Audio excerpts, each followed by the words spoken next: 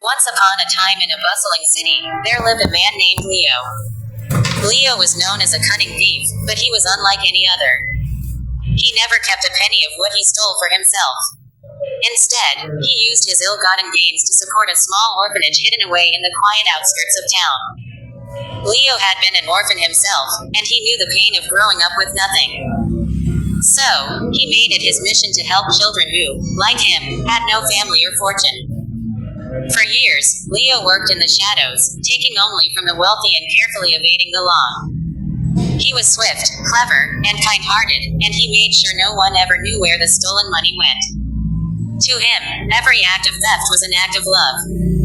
But one day, Leo's luck ran out. After a slip-up during a late-night heist, he was caught by the authorities and thrown into prison. The newspapers called him a villain, a scoundrel, and people scoffed at the idea that he could have any good reason for his crimes.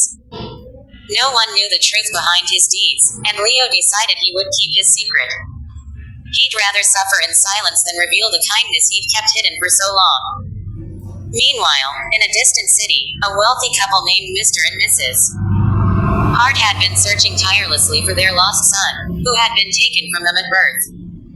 Their search eventually led them to the orphanage where Leo's stolen money had gone. As they arrived, the little boy in question, named Ben, caught their eyes instantly.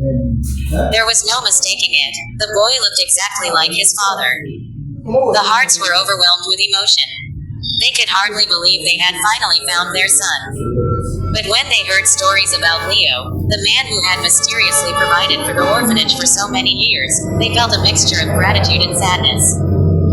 They realized that the man everyone thought was a common thief had been their son's silent protector, caring for him all this time. Filled with gratitude, Mr. and Mrs. Hart decided to speak on Leo's behalf, revealing his selfless deeds to the court.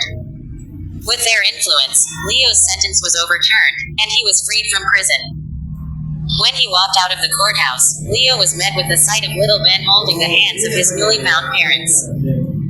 As Leo knelt down to hug Ben, he realized he had done exactly what he set out to do. He had given this child a future, a chance at happiness. Leo had no money, no belongings, and no reputation. But in that moment, he knew he had gained something far more precious, the knowledge that he had made a difference in the life of a child who had once felt alone. So, if you enjoyed this story of courage and compassion, make sure to like and subscribe for more tales that inspire and move the heart.